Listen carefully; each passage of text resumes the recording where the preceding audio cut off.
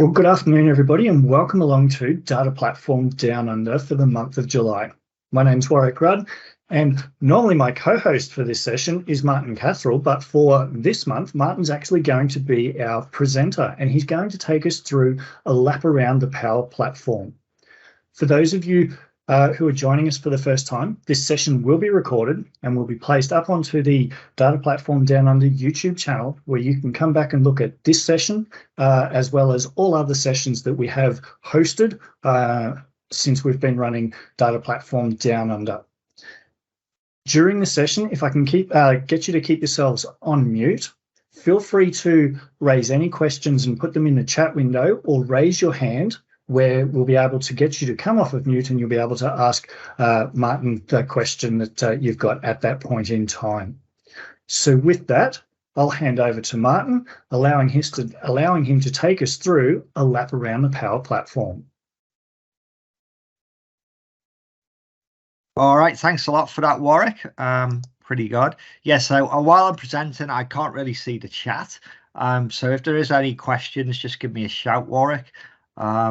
Or yeah, anyone can come off mute and give me a shout at the same time. So let's start with this. So lap around Power Platform, bit about me to start with. Obviously Brisbane-based data platform consultant. Had the privilege to be an MVP for quite a while, 9 years from last time. I've been around the SQL Server, the analytics area, the data area in general for about 20 years. Do a lot of speaking and community events, both in person and remotely.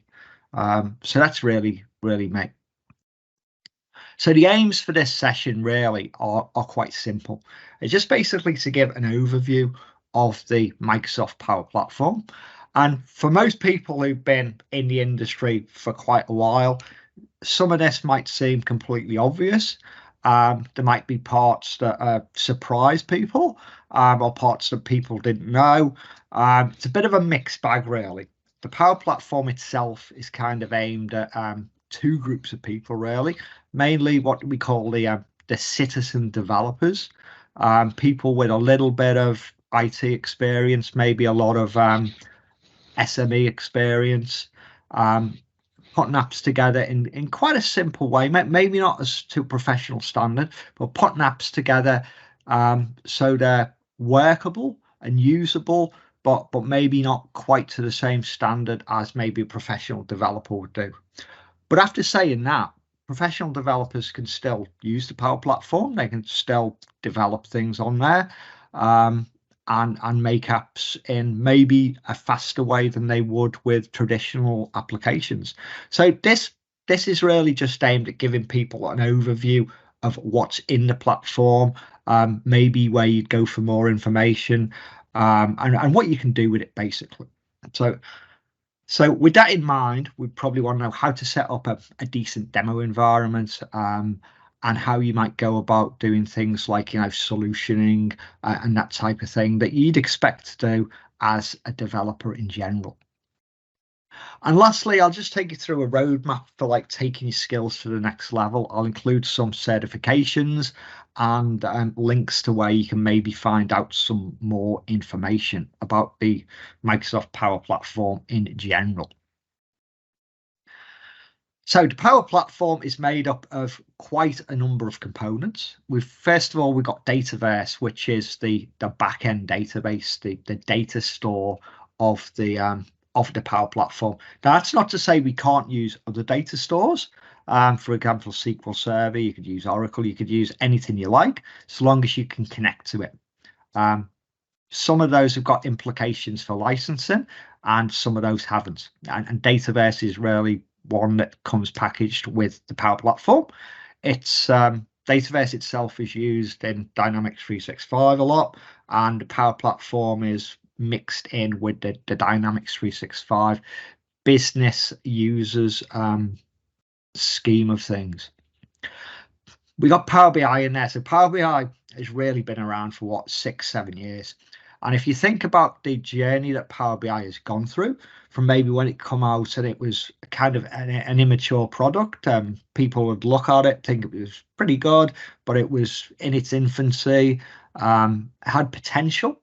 And Microsoft, to their credit, have rolled things out, month by month, year by year, and it's got better and better and better. And now, there's people on this chat and around the world in general who kind of make the living out of Power BI reports, and it's a really good platform for solutioning, reporting, and that type of thing. So within there, we've obviously got Power Query, and we've got DAX to model. I'm sure most people on this platform are more than familiar with Power BI itself. Then we've got Power Apps. Now, I've said they're previously known as Power Apps, so without the space and with the space. I don't know why Microsoft change all these things around every once in a while, but that's really the application programming part of it. And we're going to dive into each one of these separately. I'll just give a little bit of an overview to start with. And then we've got something called Power Pages. And that was really part of the Power Apps platform initially. And that was known as Power Apps Portals. Now it's kind of split off into its own separate entity called Power Pages. Then we got Power Automate, which was formerly Microsoft Flow. So you'll still see in the interface of Power Platform components the word flows. So you can design a flow to do this or a flow to do that. And that's really just referring to Power Automate itself. So it was once Microsoft Flow, and now it is Power Automate. And that incorporates a number of flows. And one of the types of flows that might surprise you are something called robotic process automation. And the first time I came into contact with this, I was like, oh, that's really cool. I don't know, for some reason, I imagined like robots doing stuff. That's obviously clearly not what it's about, as we're dealing with software. It's just about, you making mouse movements and recording them and then automating that process for things that haven't got APIs and might need screen movements to pick up pieces of data, put them in databases and that type of thing. So I've not really got any experience in that area throughout my career, so it was quite kind of interesting. And I've never really seen anywhere where I could use that, but it is an interesting concept. Not one that I've seen used a lot, but definitely something that might pique your interest. And then we got Power Virtual Agents. So Power Virtual Agents are really chatbots. So you might have gone to websites, your bank or somewhere, and it's like, hello, this is name of the bot, Siri or whatever. How can I help you? Mostly I would tend to ignore them sort of things. I did have a brief interaction with one the other day. I was experimenting with some software, wanted to know about some software, went to the site of this software vendor. They had a little app, well, might not have been a Power Virtual Agent, but it was definitely a chatbot. And I was like, yeah, can I speak to someone? And it was like, knew straight away that was what I wanted to do. And it was like, well, one of our agents is available at on these dates. And I was like, okay, next Thursday I'll be fine. And they were like, on Thursday we've got all these times available. And so I picked a time, made me an appointment, sent me an email, and that was absolutely fabulous. I thought I then got into the appointment and spoke to an agent, and yeah, I thought that was kind of cool. And surrounding all this, we've got a low coding program language known as PowerFX. As well as this low code programming environment, we can also use .NET if we choose to do so. But as it's mainly aimed at, say, citizen devs, PowerFX is kind of a very intuitive language, rather something like Excel, like writing formulas in Excel. So let's talk about how we might go to all of these different resources and components. So to start off with, we've got an admin center. for the Power Platform. So most of the things that we might want to configure, we can go to the Power Platform Admin Center. And there's quite a few admin centers around. There's like an Office 365 admin center. There's a Power Platform admin center. And even within the Power Platform itself, some of the components, such as Power BI, have got their own admin center. So we've got the Power BI admin center. And that's even, it's got things in there where you might configure Power Apps and Power Automate. So it's really spanning into other areas. And I think that's a general theme of the Power Platform in general. None of these areas really stand alone too much.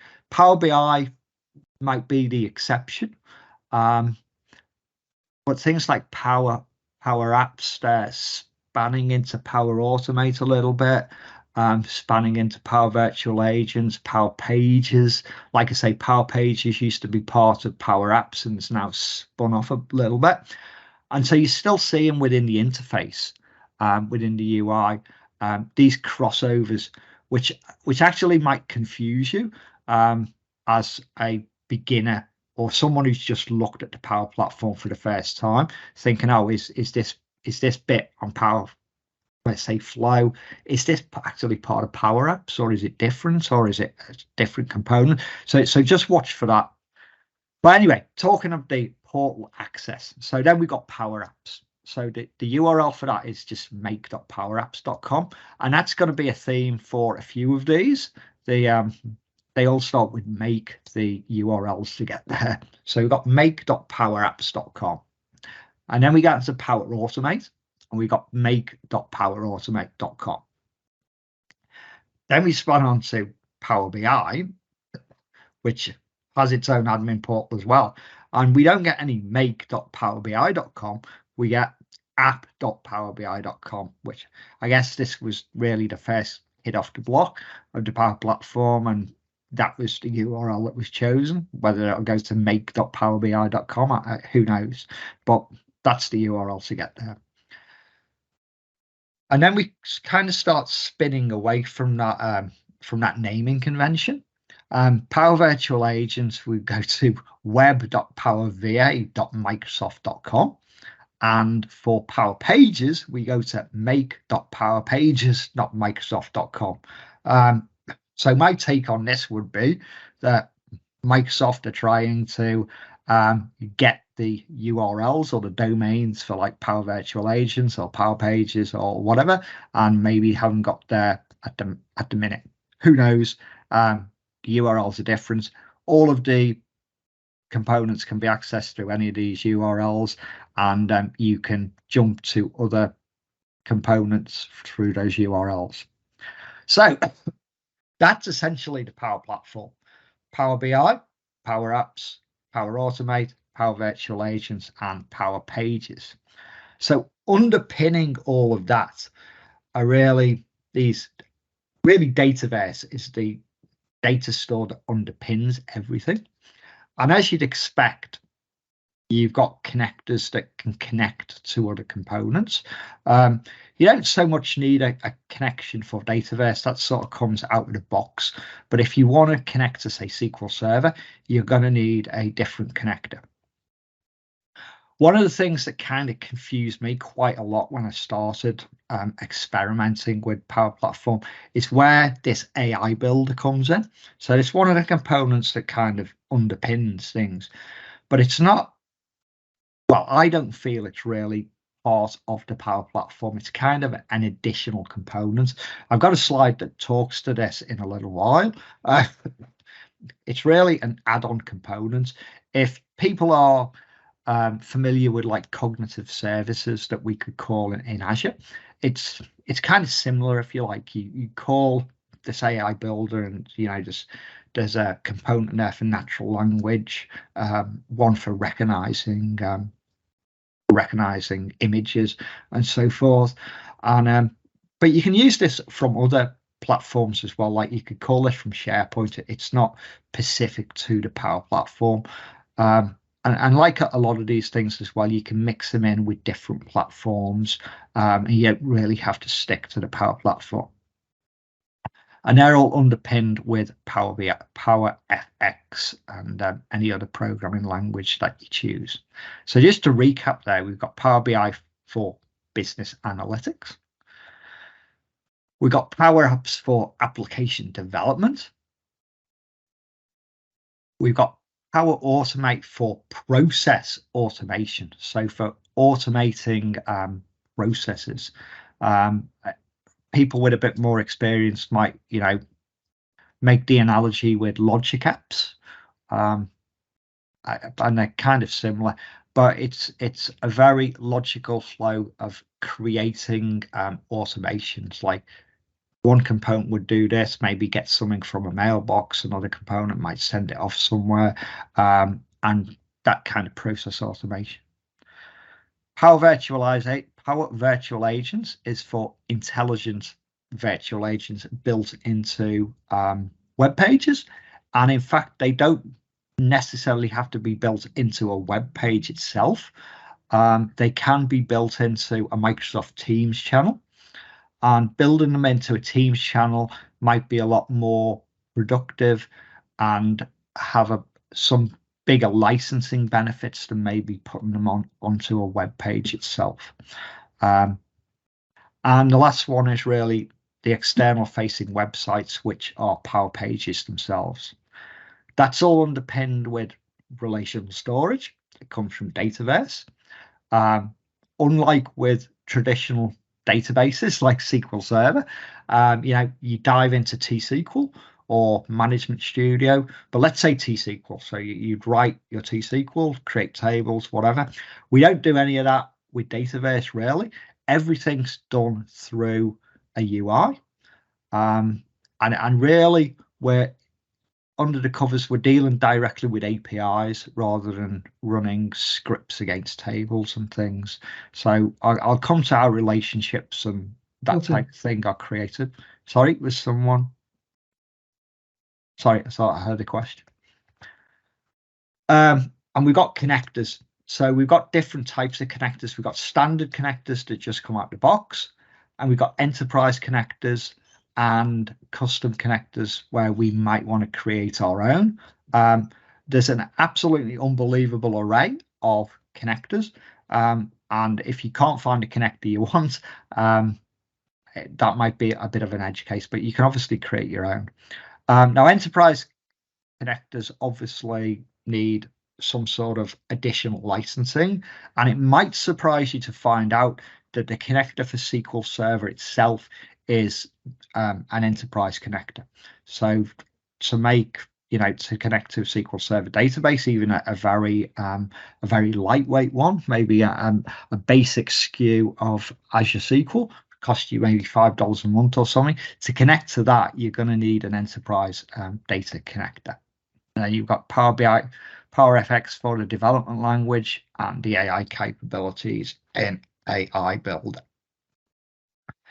So some terms that you might come across, like the data democratization of, I guess, the industry sort of way it's going is trying to put tools into the hands of basically everyone. So people who've got a little bit of IT experience can, develop things on their own accord.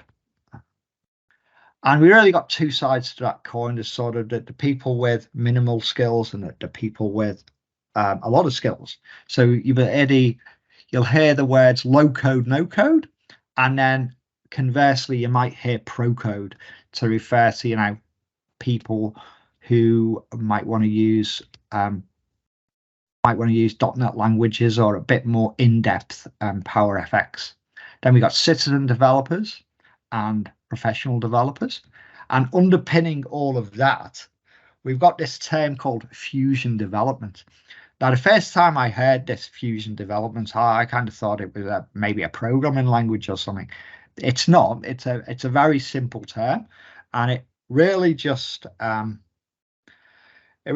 talks about that, like the union of professional developers and citizen developers working together.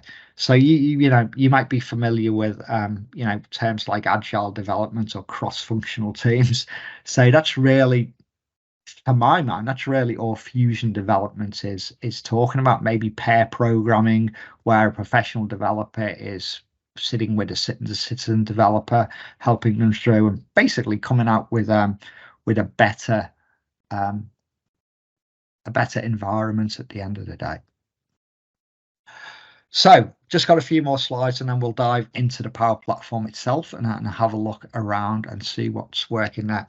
So one of the first things that kind of confused me a little bit was how I work with all these components. How do they interact with each other? For example, say I wanted a solution that comprised a little bit of Power Automate, a little bit of Power Apps, and maybe some Power Virtualizations. How do they all fit together? And so what we can actually have is an environment. So similar to, I'd say, more professional development, might create an environment, and within that environment we have a solution, and we work within that solution and create our artifacts within the solution. I kind of think this has got a bit of a way to go. Some things gel together really easily, and some things take a little bit more work to get together. But effectively, this is the way we go. We create an environment, and within the environment, we create a solution. Now, there is a default environment there. In fact, there's actually two default environments there, which kind of sounds really odd. So if you don't create any of these solutions, or environments, you're thrown straight into the default environment, which is where your artifacts will end up. And there's also a default solution in there as well.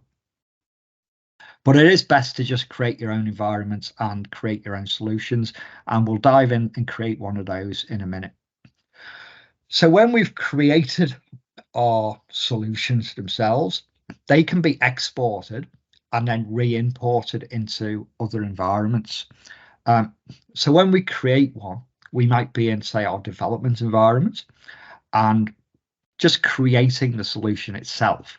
That would be what we call unmanaged. So with an unmanaged solution, we can edit that solution, we can add artifacts, we can customize things, we can do whatever we like in there. But then we might want to export that solution, maybe move it to test or move it to production. So we actually export that, and when we import it as what we call a managed solution. And managed solutions can't be edited and they can't be changed. So kind of following a good life cycle here of, saying you can make changes to your unmanaged solution and your development environments, but when you put them into another environment and you import them as a managed solution, if changes need to be made, go back and make them in the unmanaged solution and then re-import, and so on. So that is, I kind of feel this is a bit of a big deal, and it's something that people don't really realize, or certainly something that I didn't realize until I was a little bit into looking at things, and I started getting confused about how things fitted together themselves. And these solutions they're really just zip files that are exported and then imported. You can actually undo them zip files and see code within them itself. So let's talk about Dataverse. The data store that underpins everything. So that was formerly known as the Common Data Service, and it is the foundation of the data layer for all the apps. So it's kind of changed its language over the last couple of years, and these terms might be familiar to people who've worked with data for a while. So Dataverse now was the Common Data Service. It used to talk about entities, and now it talks about tables. Now, as we'll go on and talk about Power Virtual Agents in a little while, you'll find that there is something in there called an entity, or entities in general, and you'll also find that in the UI of the various Power Platform components, occasionally these tables are referred to as entities. And so that can be a little confusing. The first time you see it, like, is it talking about one thing or the other? Columns, yeah, fields or attributes, they were. Rows were referred to as records. And then we've got two, I guess people, I'll kind of suss out what these are. You know, choice is and options, or yes and no columns used to be two options. So once you look at this naming convention, as it were, you probably suss it out fairly easily, especially if you've got a data background. But it's know that, you know, these have changed over time, and they might not be everything you think up front. Excuse me, just grab a drink. So I just wanted to make a little note about AI Builder, because again, this was one of the things that confused me. It's like it's in the you know, it's in the map of the Power Platform, but it's not really a Power Platform component itself. It's not what they could refer to as a base product. It's rather a set of features, you know, that you add on to an existing project. So basically referred to as an add-on. So the base product within the Power Platform itself might be Power Apps or Power Automate. And from either of those two applications, you might actually call the AI Builder. You know, you might pass it an image with a piece of fruit on it that you want recognizing, or something like that, or some sort of natural language to work out. Within the AI Builder, there are actually two types of licensing. One just comes out with a box. It's like what's included in there as standard. And then we've got other premium features, which, you know, additional AI components that you might have to pay for to call. So, and these premium features change over time.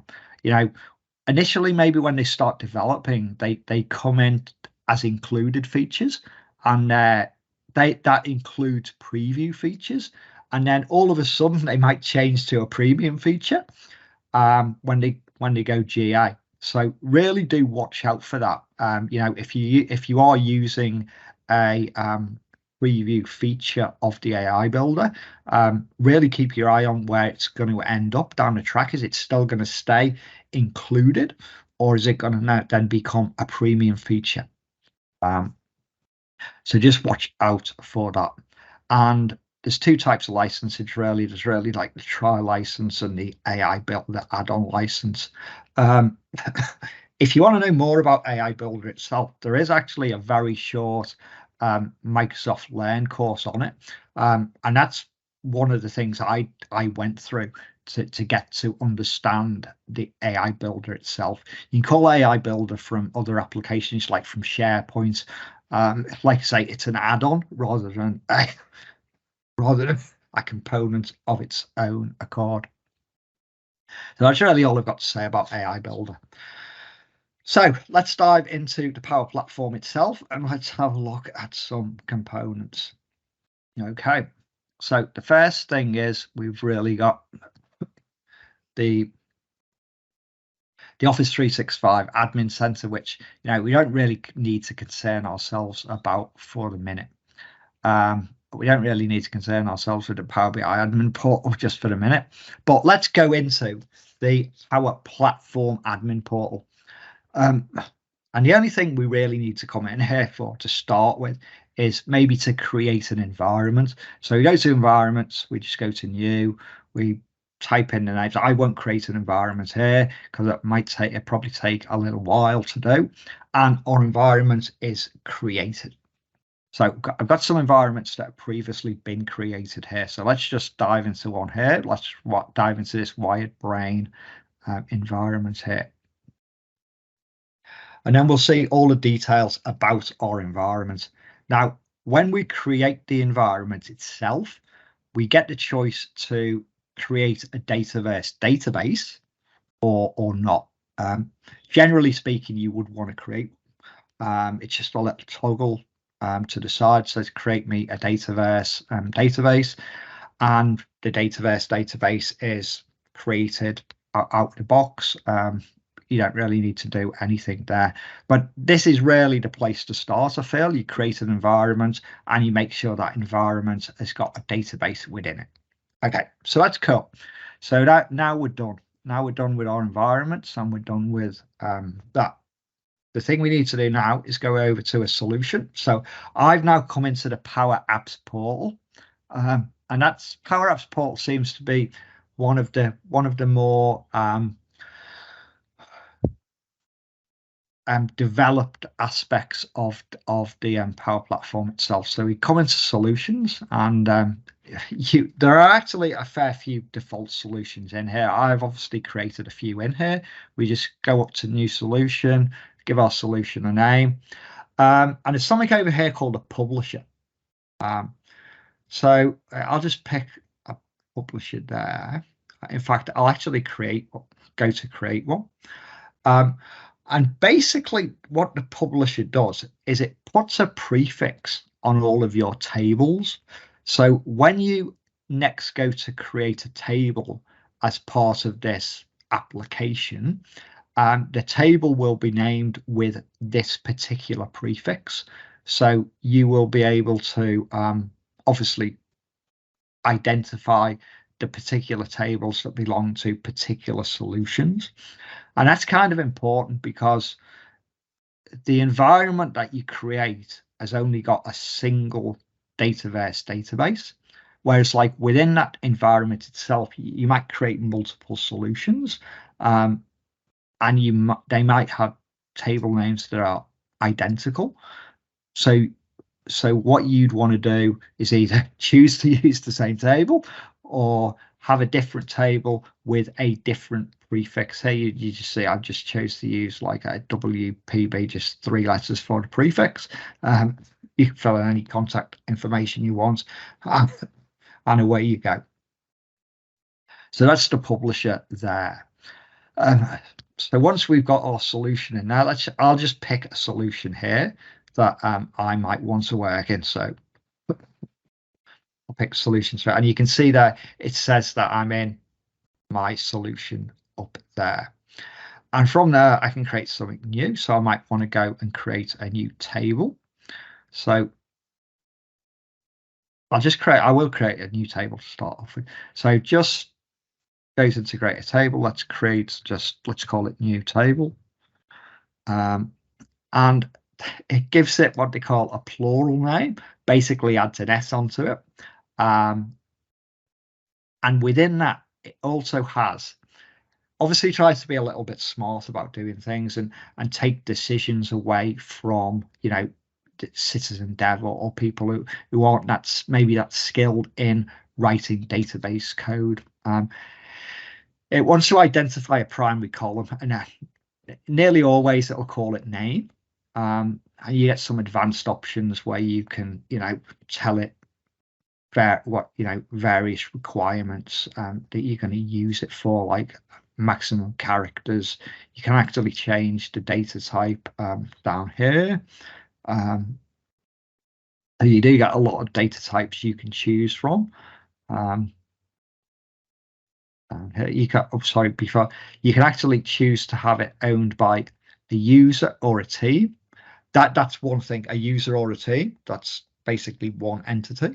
And the way I see this is that will actually lock down your data to a particular team or user. So I kind of think that underneath the covers, this would be doing something like row level security. Or you can have the table owned by the organization, in which case you can't really then lock things down to individual record level. You can just choose things like images, and then you can set things, unique records. You might look at these and go, oh, that's a unique record, that's going to be a primary key, that's going to be whatever. I want auditing done on this. You basically just check them off, and you get what you've asked for, basically. So, and we can get a schema name in there. We could basically the name of our table. Basically, you just have to go through the interface to do this. I will actually save that. Hopefully, it won't take long to create that table. What I really wanted to point out here was, so we've got our new table there, and we could just create a column within there. Choose the data type. Now, within all of these, you've got text data types. We can got email. What's the behavior like? Is this going to be a calculated column? Things that, if you've been doing databases for a long time, this might kind of seem second nature to you. And this is an interesting point, actually, creating a lookup. So within Dataverse, there's only really two types of relationships. There's a one-to-many or a many-to-many. So they are exactly what you think they're going to be. But you'll hear people talk about many-to-one. And you'll see that in documentation as well. Like, instead of saying a one-to-many relationship, they refer to many-to-one, which is like simply the other way around. But if you wanted to create a relationship of a one-to-many table, on the many side, what you do is you choose a lookup, and you say, I want to look up that, and then you say, is it required? And then you choose the related table. And from the related table, you don't have to really do anything else. What will happen behind the scenes is there will be a column placed in the other table that relates to the one that you're creating. So you've actually created the relationship there yourself, but obviously a different way than you might do it in SQL Server. So, and if you want to create a many-to-many relationship, sorry, I should cancel that. You do it through the UI as well. You basically pick each table you want to form on the many-to-many side, and transparently to you, a joining table will be created. So yeah, a little bit probably surprises most database developers. They know what's going on behind the scenes, but effectively the only control you've got over it is to create these through the interface yourself. So that's basically a quick overview of Dataverse. Now, within our apps themselves, so just backing up to Dataverse there a minute, there's no real single application called Dataverse that we go into and create our database. We mainly do that from within Power Apps. So within Power Apps, we've got we can go to tables, and we can manage our tables through there. Dataverse comes with a lot of pre-created tables. For example, nearly all of these here are pre-created tables. We've got like business units, contact information. We've got users down the bottom, and they all contain fields that may be used in one of those generic tables, and you get the option to use the generic tables to form parts of your app going forward. So that's basically Dataverse, but we manage it through the Power Apps user interface. And then within Power Apps, we've got a choice of creating multiple different types of apps. So if I go to blank app, I get the choice of creating a blank canvas app or a blank model-driven app. So you can see down here, it says canvas app or model-driven app. So I'll start with a model-driven app. So as you might infer from the name model-driven app, the interface that you'll create will be driven from the database itself. So for example, if you had a users table and you wanted to create a new user. You wanted to create an interface to create a new user. You'd simply have a form which would be linked to your user table, and within the user table, the interface would automatically put on the columns that you needed to fill. Obviously, you've got a bit of freedom in where you want to jiggle them around, but basically the form aligns to the backend table one-to-one, and you can configure rules and that for putting data into that table. But essentially, it's what you call a model-driven app, and the interface is driven from the database itself. The Canvas app is slightly different. You've got a bit more control over the interface, a bit more pixel perfect control, kind of like you might drag on components in Visual Studio, create an app with text boxes and grids. There's still an element of resources that you can drag onto the screen and link directly up to the table, but within the model-driven apps, you don't have quite the control that you would have over the Canvas apps themselves. So they're the big two. In fact, they are the only two within Power Apps. I noticed that they've still got a third option, which is they've now turned Power Pages website. That used to be Power Portals, because Power Portals were part of Power Apps. But you can obviously create a website from here.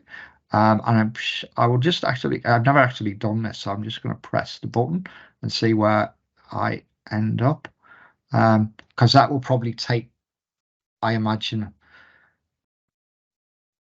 I'll just create one just to see how long this takes.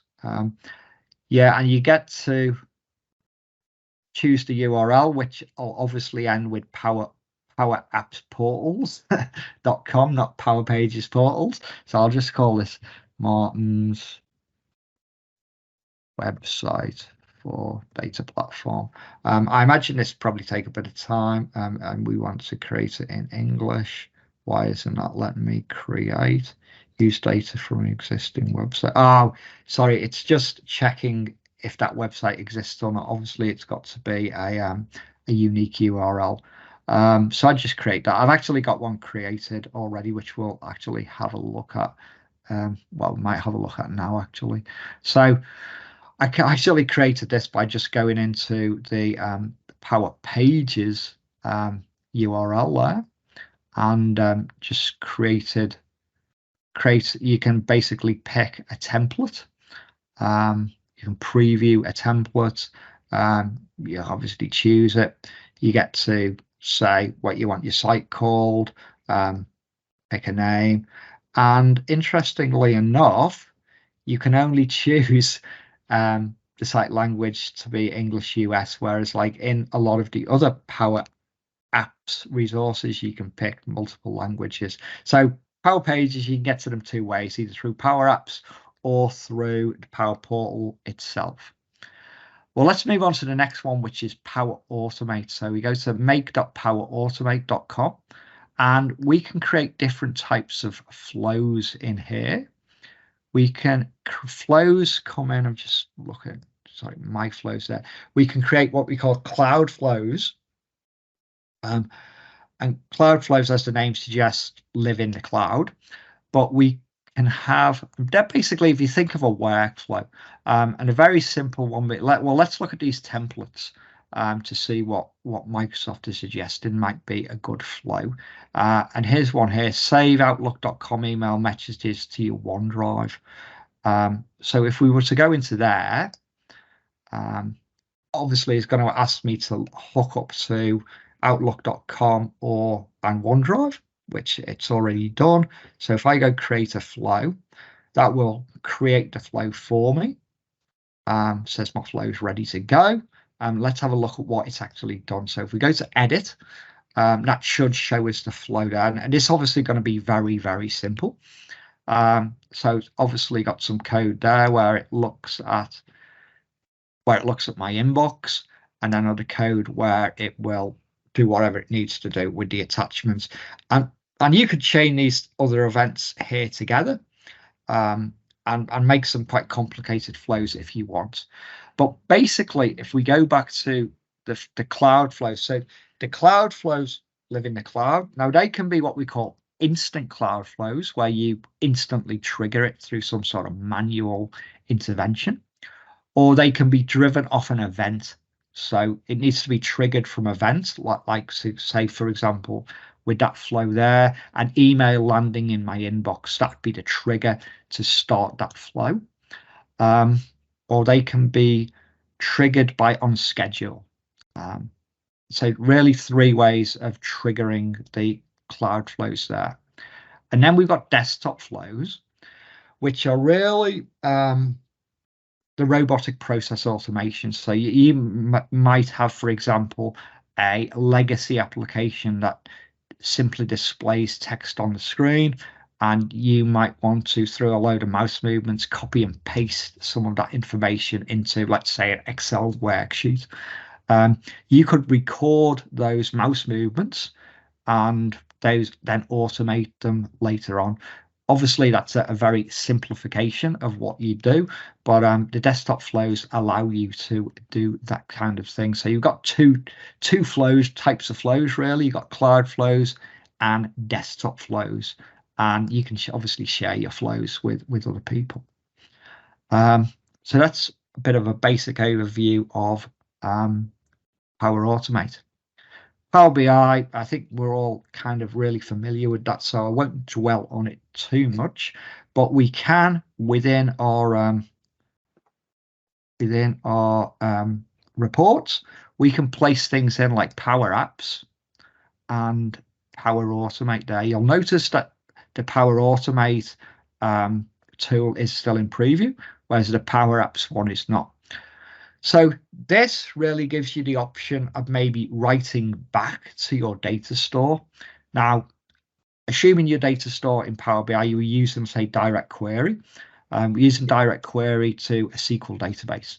So you could display your, your report chart, a pie chart, a column chart, whatever it is, and you could update that maybe in real time. If you wanted to put some information into your Power App, you could choose a connector to write back to your SQL database and then have your report update. Obviously, you need the licensing and the connectors to do that. And with Power Automate, you can maybe have, say, a button that when it got pressed, it might trigger a flow to, I don't know, maybe send an email as a trivial example. Obviously, there's other ways of doing that other than Power Automate, but you might want to set up an intricate flow of things to do. Maybe the user that's logged on, you want to go to their OneDrive, maybe retrieve a file, see if it's updated. If it is, do one thing with it. If it isn't, do another thing with it.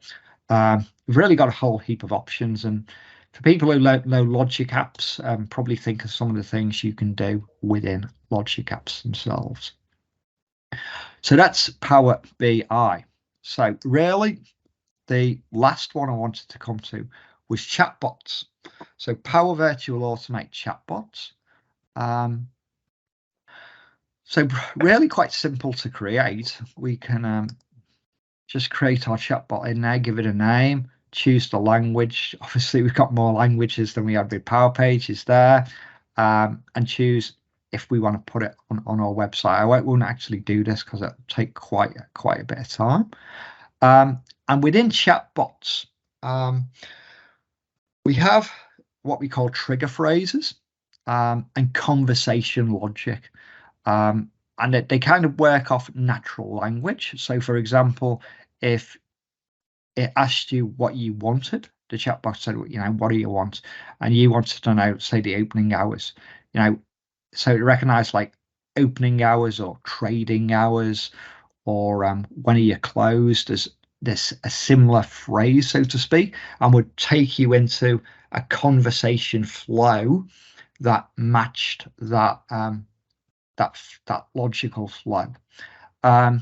You get the option to do things like, if if the bot really doesn't understand you, what do you do at that point? Do you pass it off to a real person? Or do you just ask for more information, send an email, put some of the sentences in variables and try and do something with it? I've never built one of these, I've got to say. I just like done some research in them and looked at them. No client has ever asked me to create one of these, but I guess they might be good for internal applications and things like that. So that's basically a quick overview of Power Platform. I'll just basically recap some of those things. So, you know, Power Apps is the no code, low code. We've got the model driven apps and the canvas apps, and you always want to be working in environments there. Power Automate, that's formerly Microsoft Flow, and you've got the cloud flows and the desktop flows, the business process automation, and the robotic process automation itself. Power BI, I think that's pretty much well established now. And, you know, but if you're going to do what I said in my example of writing back to the database, you can't use the import mode. You can't rely on the tabular model that's within the Power BI environment. You need to write to a data source such as SQL Server. And Power Virtualized Agents, obviously the chatbots, we've got trigger phrases within there, and then we've got topics that the chatbot needs to understand. So you know, someone's asking me about opening hours, that might be my topic, and within there might be entities like what day and things like that, and phrases to help the logic flow. And you can actually grab variables within the environment itself. So you might grab someone's name or even a piece of information that someone's typed in and reuse it in another sentence and things like that. And you can incorporate these not only into websites, but you can incorporate them into team sites and also SharePoint sites. Now, I'm not going to go into the licensing models too much here, but to put them on a website certainly was reasonably expensive to do in terms of licensing, whereas to put them into a team site is kind of comes with most subscriptions. So I'm not going to say it's free, but it's very low cost.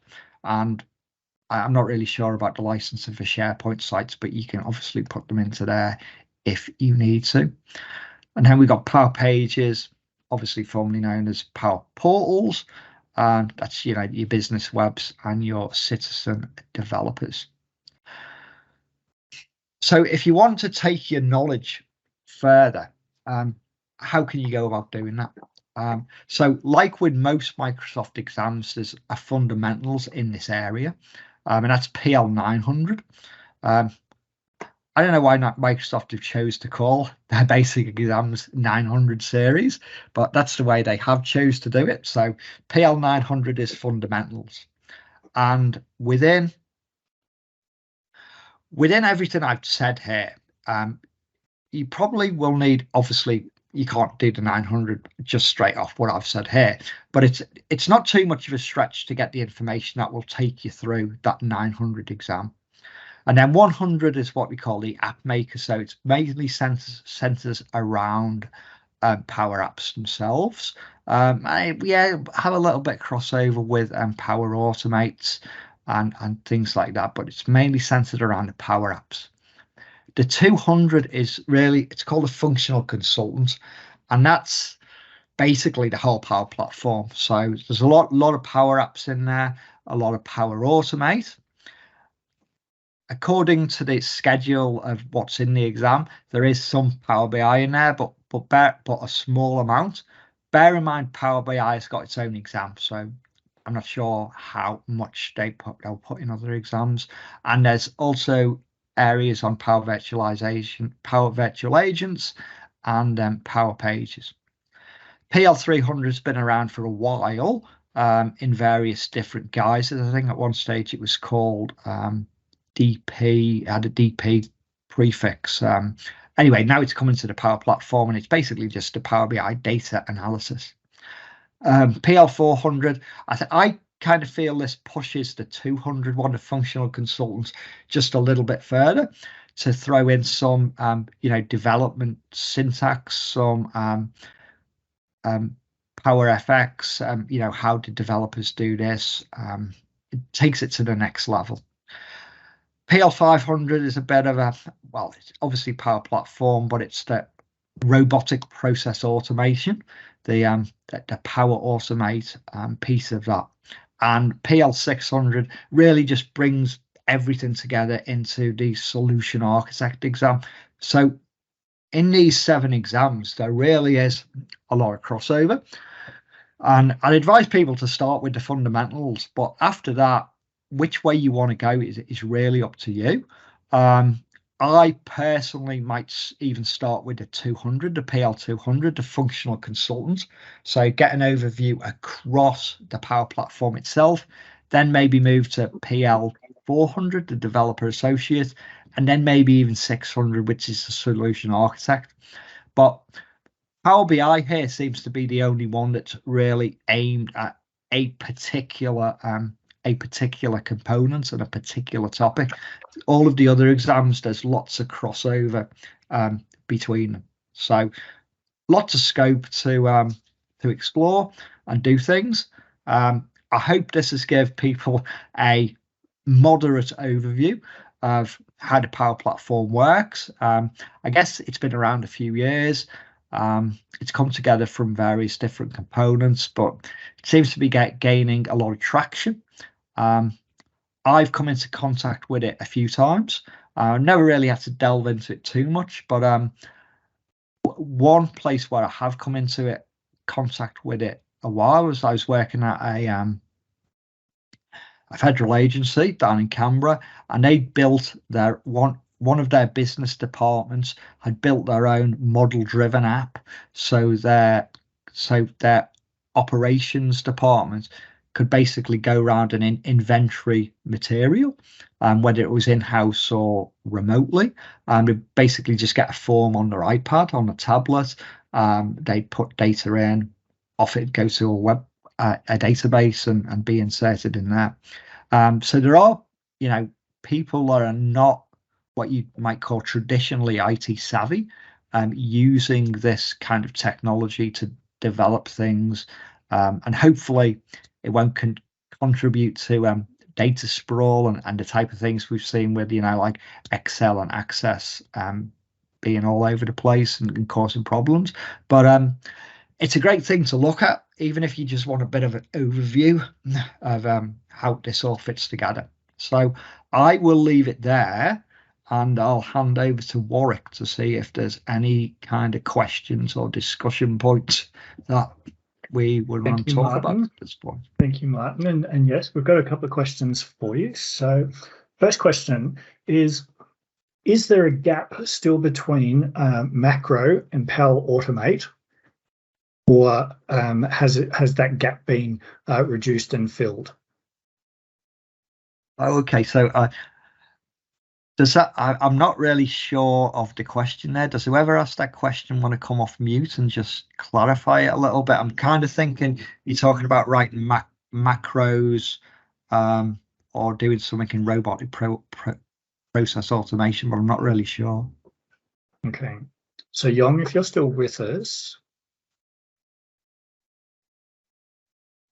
let's have a look. Yes, you're still with us. If you want to come off of mute and just respond to Martin, while we are waiting to see if Yong does come off of mute. The next, so Ashok asked, Martin, you able to elaborate around the Power Platform licensing?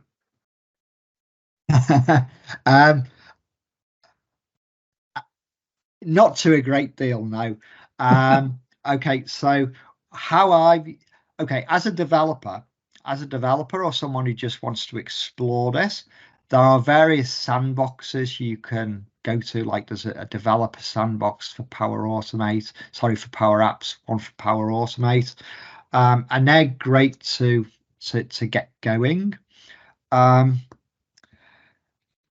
in terms of Power Apps, I think there is a chart. If you develop a Power App and then distribute it on internally, everyone who uses it, I believe, needs some sort of license, and I'm not quite sure how much that license costs per app. In a lot of cases, it will be part of your maybe your E3 or your E5 subscription. Like, for example, you'll get Power BI bundled into your E3 subscription for like everyone in the organization. That's probably true for E5 as well. So I can't answer that. I can't answer that question in too much detail. Sorry. Yeah, licensing is a bit of a minefield for me. Yes, there are licensing applications, but exactly what they are, I think, just it varies on a case-by-case basis.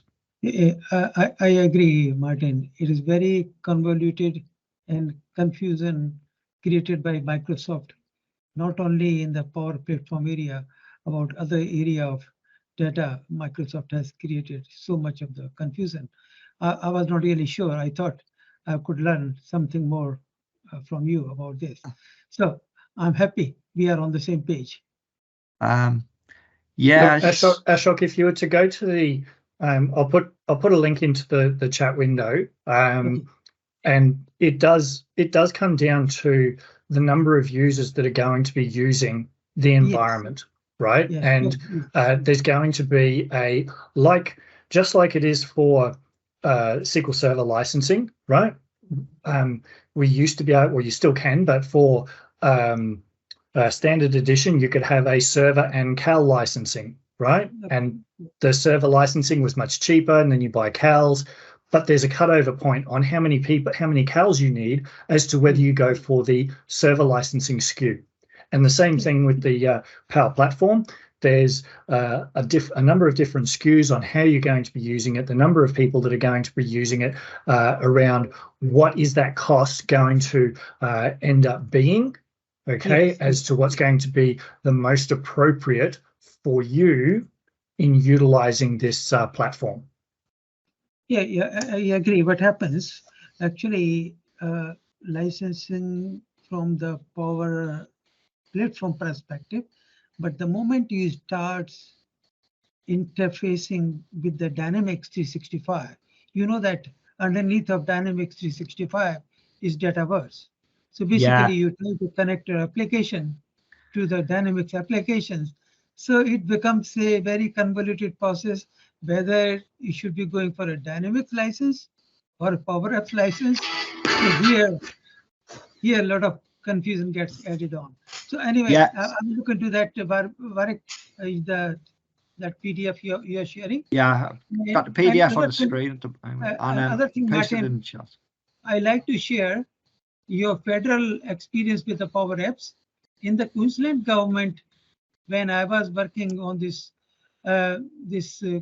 coronavirus application, QCBMS, basically, and this whole application was centered around Power Apps using data model driven application, and that was a huge application that we developed using Power Apps.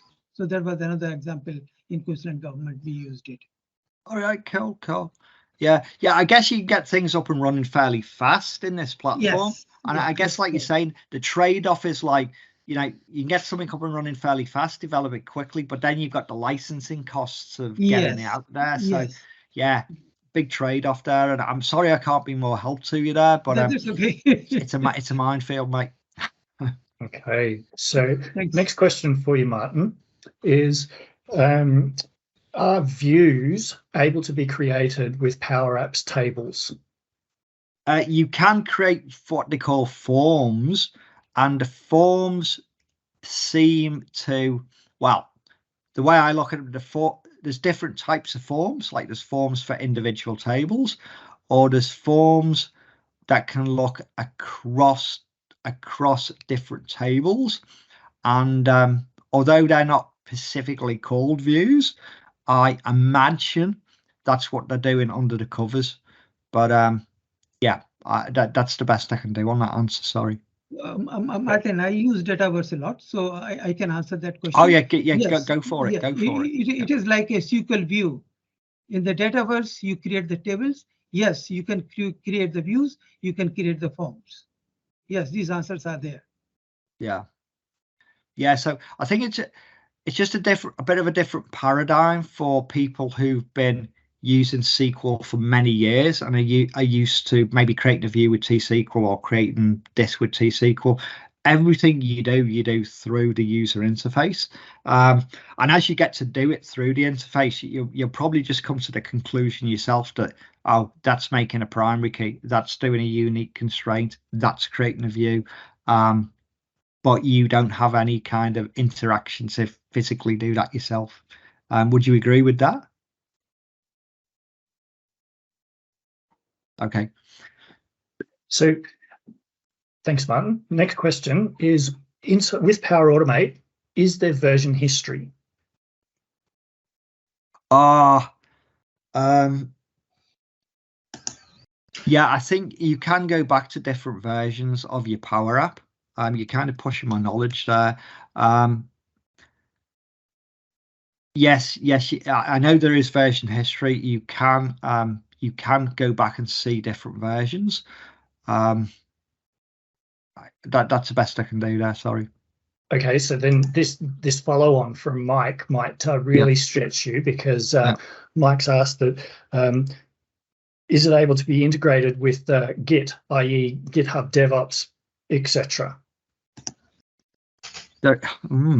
Okay, I've never integrated it with GitHub or any source control.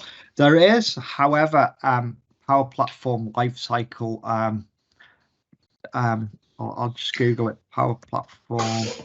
So there is a Vikas here, guys. So there is CI/CD development is in progress. You can do the CI/CD with Power Platform now on. So that's my knowledge, but it was on the preview last month. Might be coming in the general availability soon. Yeah, I know that there is for Power BI, there is the ability to do deployment pipelines, and that methodology seems to be coming into the rest of the Power Platform. But like you've just said, it's not something I've used, and I think it's still in preview. I'll post this link in the chat. So really, I wouldn't call myself an expert in this Power Platform. I needed to go and look at it. I came into contact with this quite a few times. Maybe things that have been developed, databases that I found that needed to go have their information put into data warehouse. Where did that information come from? How many business units have developed apps on their own accord? And that caused me to go away and look at this in more of a holistic manner. So I'm my knowledge itself is I'm not a Power Platform expert. I'm not up here. I'm pushing my way up, and I think that's the way a lot of people will start. Obviously, there's people listening to this that have got way more Power Apps experience than me. And yeah, if you guys want to share your knowledge with us, that's fine. Or maybe do another presentation at some stage specifically about Power Apps or Power Automate or something like that. That would be fantastic. Okay. So a question follow-up from Jon around some of the exam topics that you asked was specifically focusing on PL400. Jon, if you're still with us, I have put a link into the chat window which is specific for PL400. Okay, which if you have a look at that link, it will take you through all of the topics and areas that are covered in that particular exam. And just a general tip for anybody, not just these exams, but any exams, if you're wanting to look at doing those, then a good starting point is to have a look at what are the topics that or areas of the top subject that the exam is going to cover off. See where you're at with your knowledge right now, and then identify which parts of that you're not familiar with to then start to spend a little bit more time and focus on those parts of the exam that you're not as familiar with. Yeah, I think that's a good point, Warwick. Obviously, over the last year or so, Microsoft have changed the Learn site a little bit. And one of the things that I find gets overlooked, for example, on my screen at the minute, I've got the PL400. If you scroll down in the review the study guide, the study guide is pretty good. It used to be a PDF. It's not a PDF anymore.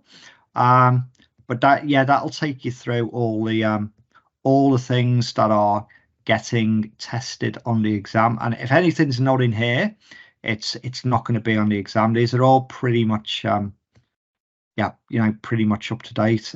Exams get updated every so often, and this will tell you when it last got updated. There you go, the 11th of July 2023. So Power Platform stuff does get updated fairly regularly, and these are good to check, not just for this exam, for all exams. All right. Well, we've gone a little bit over, but thank you, Martin. There's been some great questions post the session. So obviously people are wanting to know more about Power Platform. And so, as you mentioned, maybe you and I can put our heads together and look at arranging for another session on the Power Platform to expand on this intro session that you have given to everybody who has joined us today. So with that, I would like to say a big thank you to my regular co-host, Martin, as well as a big thank you to everybody who has joined both Martin and I today. I hope you've enjoyed this session.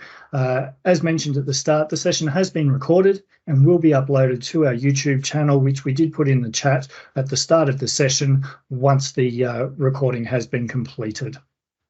So with that, thanks. We look forward to seeing you all again next month. Okay, thanks a lot. See you later.